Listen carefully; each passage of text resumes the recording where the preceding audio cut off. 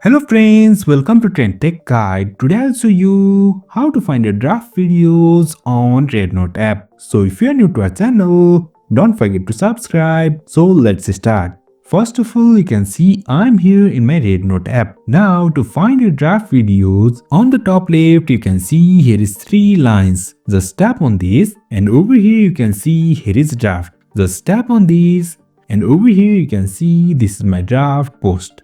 Also, there is next way to do the same. For that, I'll go back and on the bottom right you can see here's me, me. Just tap on this and over here you can see this is my profile and over here only you can see here is draft videos.